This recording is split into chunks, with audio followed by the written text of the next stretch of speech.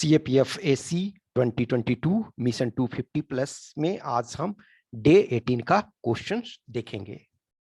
इसमें first question है, a straight line segment is 36 centimetre long, points are to be marked on the line from both the end points. From each end, the first point is at a distance of 1 centimeter from the end, the second point is at 2 centimeter from the first point, and the third point is at a distance of 3 centimeter from the second point, and on so on.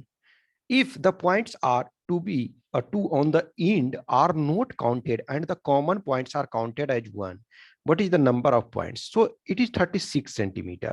So points should be one, for example, on first, then first it is first, then 1 plus 2 it is on third, okay, on third, then plus 3, then it will be on 6th position, then it will be on 10th position since it is plus 4, then it will be on 15th position, then it will be on 26th position, then it will be on 28th position. Our next point will come on 36th, but 36th we have not to take, so it will be 1 2 3 4 5 6 7, and from this side also you have to move.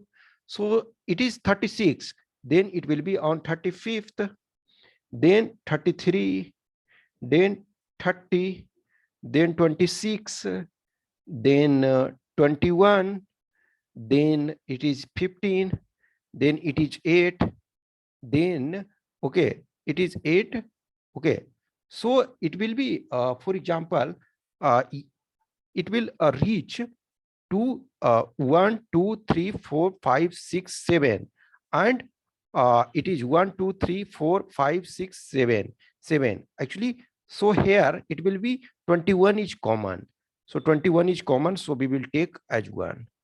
It is okay, 15 is common, then we will take as 15 as common, actually 1 it is also 1, okay, so it is common. So 26 or 50, these are common, so common we will count only 1.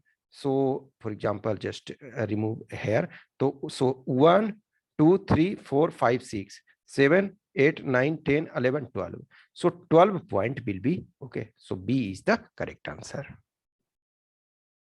Now question number 2, which of the following are functions of money? Money is the main function of money is either exchange value or a store value. Exchange value or a store value. So acts as intermediate in the exchange process. So it is exchange process. It is correct. Next, act as a store of value. It is a store value. Used as the unit of account. So it is also in terms of exchange value. But used for regulating consumption, no, it is not used for regulating consumption. So 1 2 3 are correct. Now question number 3, consider the following statements about a special purpose acquisition company.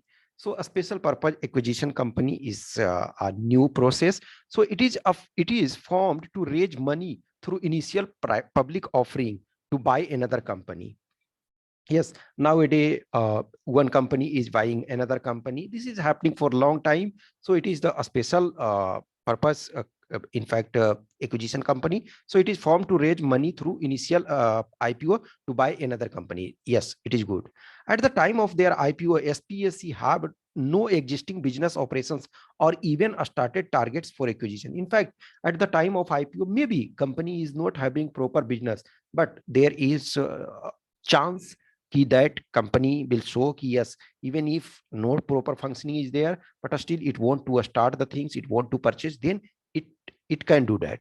So 2 is also correct. Next, SPSC have 2 years to complete an acquisition or okay, must return their funds to investor. Means you have 2 years of time. If in 2 years, if you are completing the process, then it's okay. Otherwise, you have to return the money. So all 3 are correct. So answer is D. Now it is the situation where the equilibrium level of real GDP falls short of potential GDP. What is it said? Just understand the things. If we targeted that our GDP should be 100 crore, okay, rupee 100 crore, but it reached just 90 crore, okay, 90 crore. So it is said that कि 10 crore is missing because we targeted कि 100 crore we should generate. हम लोग 100 crore generate करेंगे, लेकिन generate actually कितना हुआ? 90 करोड़। तो इसका मतलब है 10 करोड़ का शॉर्टफॉल हुआ। तो ये क्या हो गया? Recessionary gap. लेकिन यदि आप मान के चलो टारगेट रखे थे 100 करोड़ जो इक्विलिब्रियम लेवल का एक तरह से, और पहुंच गया 110, इसका मतलब है ज्यादा हो गया इन्फ्लेशन में। इसका मतलब है इन्फ्लेशन वो काउंट किया, तब होता इन्फ्लेशनरी गैप। तो ए इसका रिसेशनरी गैप होगा। नेक्स्ट आपका जो है okay, consider the following statements about Atal pension योजना। अटल पेंशन योजना के संबंध में कह रहा है, first, eligibility age to join this scheme is 18 to 40 years of age. Okay, so first statement की yes, eligibility age जो है to join the scheme is 18 to 40 years, इसका मतलब ये फर्स्ट सही है। Contribution under this scheme is deducted automatically through linked account. तो जो अकाउंट है उससे लिंक्ड है, तो उससे आपका जो है वो ऑटोमेटिकली जो पैसे आपका कट जाएगा। ओके, तो ये भी आपका ये सही है। ओके, तो ये भी आपका ये बिल्कुल सही है। तो ये आपका सही हो गया, तो सी आपका आंसर हो गया। ओके, तो next question number 6, Ratle and Kwar hydro electric projects are being constructed on. तो ये कौन से रिवर पे ये किया जा रहा है?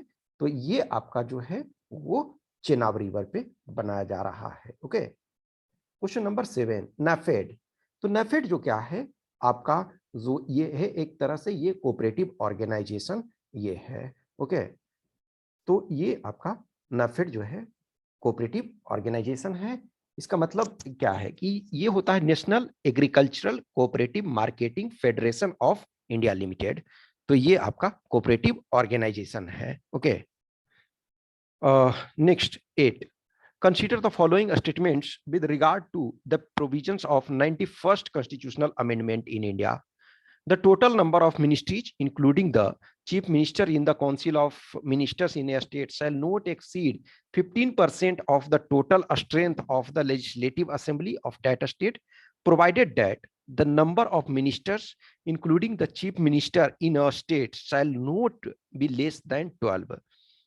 तो ये कह रहा है कि जो आपका कोई भी स्टेट है, तो स्टेट में या तो आपका जो मैक्सिमम स्ट्रेंथ है जो आपका लेजिस्लेटिव असेंबली का, उसके 15% से अधिक नहीं होना चाहिए, और मिनिमम जो है 12 का टारगेट। क्यों? क्योंकि इसका कारण क्या होता है ना कि कुछ स्टेट हैं जहां सपोज 40 ये हैं, तो 40 मेंबर हैं, किसी में 60 मेंबर हैं।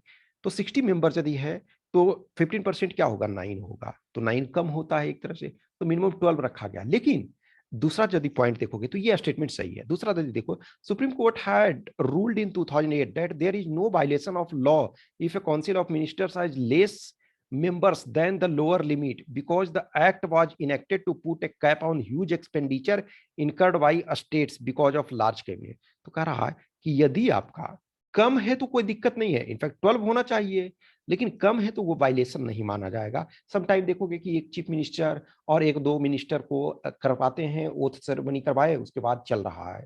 देखो Shivraj Singh Chouhan single handedly minister रहे बहुत लंबे समय तक, लेकिन इसका ये मतलब नहीं है कि ये वायलेशन नहीं हो रहा है। ओके, तो वायलेशन ये नहीं हो रहा, तो ये आपका जो है ओके, ये दोनों सही है आपका, तो सी इसका करेक्ट आंसर हो जाएगा। Question number 9, Bihangam and internet based portal is related to which of the following fields और सेक्टर।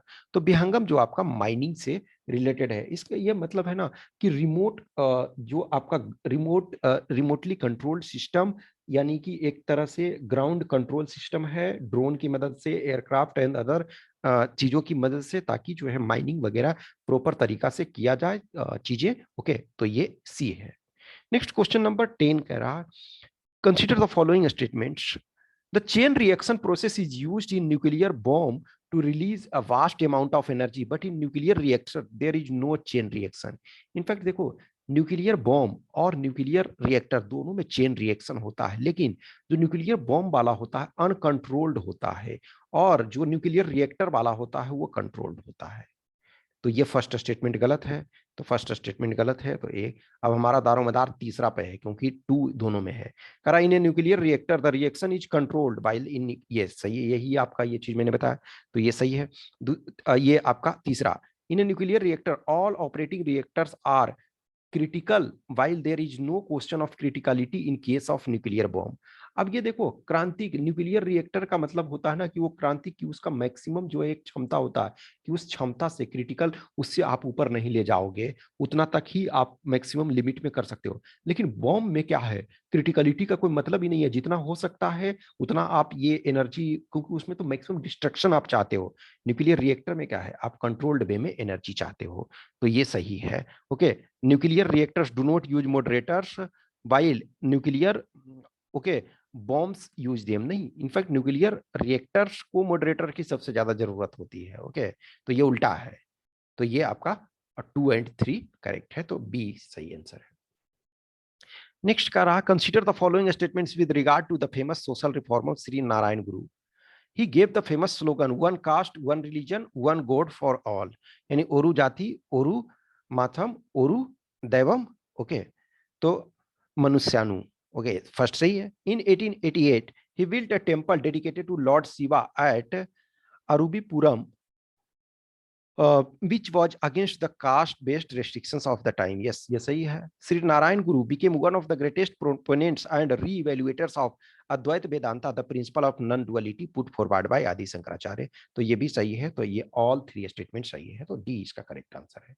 नेक्स्ट है, in which city India's first para badminton academy has been opened। तो लखनऊ, ये देखोगे कि जो यहाँ के एक सुहास यलवाई थे, उन्होंने मेडल वगैरह जीता बैडमिंटन में, तो कहीं ना कहीं एक इसका प्रभाव था, तो ये ए इसका करेक्ट आंसर है। नेक्स्ट है, India currently has bilateral free trade agreement with which of the following countries. तो किन कंट्रीज के साथ है इंडिया का बायलैटरल ट्रेड, तो ये जापान के साथ है। ओके, सो आपके पास जापान के ये साथ है, यूएसए के साथ नहीं है, यूके के साथ नहीं है, सिंगापुर के साथ है, तो जापान और ये सिंगापुर के साथ है, तो डी इसका करेक्ट आंसर हो जाएगा। नेक्स्ट करा, who among the following has been voted as BBC sports personality of the year 2021। तो 2021 के लिए है इमा राडुकानु, तो ये आपके जो है ब्रिटिश जो है प्रोफेशनल टेनिस प्लेयर हैं। ओके, टेनिस प्लेयर हैं, तो ए इसका करेक्ट आंसर है। नेक्स्ट 15, जो muscle fatigue is due to the accumulation of, जब आप लगता है ना कि कभी कभी ये जो है पेशियों में जो खिंचाव, मांसपेशियों में जो आपका जो मसल में है खिंचाव हो जाता है, तो वो किसके कारण, लैक्टिक एसिड के कारण होता है, तो बी इसका करेक्ट आंसर है। नेक्स्ट करा, आईएसटी यानी कि इंडियन स्टैंडर्ड टाइम मेरिडियन जो है 82.5 degree east passes through a number of states of India, which one of the following states of a state is correct in this regard। तो इसमें कह रहा है कि कौन सा करेक्ट है, तो देखो ये उत्तराखंड इसमें नहीं है। ओके, उत्तर प्रदेश है आपका, लेकिन झारखंड नहीं है। ओके, उत्तराखंड, ये तो उत्तर प्रदेश, उड़ीसा, आंध्र प्रदेश एंड छत्तीसगढ़, ये इसमें से दिए हुए ऑप्शन में से करेक्ट है। ओके, सो डी इसका सही आंसर है। नेक्स्ट है, a man is getting in a train which is moving with a velocity, sorry, a man is sitting in a train which is moving with a velocity of 60 km per hour, his speed with respect to the train। तो देखो, frame of reference एक होता है, तो जिसके संबंध में, तो मान के चलो कि जब कोई ऑब्जर्वर होता है ट्रेन में, वो चल रहा है, तो ट्रेन के रिस्पेक्ट में तो 0 है, लेकिन एक आदमी ग्राउंड के में है, तो ग्राउंड पे यदि कोई है तो उसके रिस्पेक्ट में ये आपका 60 किलोमीटर पर आवर होगा। लेकिन कोई आदमी 30 किलोमीटर पर आवर के स्पीड से चल रहा है, तो उसके सापेक्ष में ये 30 होगा। तो चूंकि ट्रेन में कोई बैठा हुआ है, तो ट्रेन के ये सापेक्ष में क्या है, तो his speed with respect to train, तो ये आपका 0 है, तो डी इसका आंसर होगा। नेक्स्ट आपका 18, ये आपका चुमथांग हेनली एंड क्यूंगाम जो है, recently seen in the news is located in, in fact are located in, ठीक है ना, आर लोकेटेड इन, तो ये आपके जो है कहाँ है, ये लद्दाख में है। नेक्स्ट करा, consider the following statements with respect to rock phosphate. About 80% phosphate production in the world is derived from phosphate rocks, ये सही है। India is the largest producer of rock phosphate in the world, no, China है, तो 1 सही है और second गलत है। नेक्स्ट करा, Garudeshwar weir means dam, okay, बांध इसको कहते हैं, तो dam is being constructed on which of the following rivers, तो गरुड़ेश्वर जो है वो आपका ये मध्य प्रदेश नर्मदा रिवर। नेक्स्ट करा the terms dragon man, Nesher Ramla, Homo sometimes seen in the news recently are related to, तो ये क्या है, एंशिएंट ह्यूमन है, तो सी इसका करेक्ट आंसर है।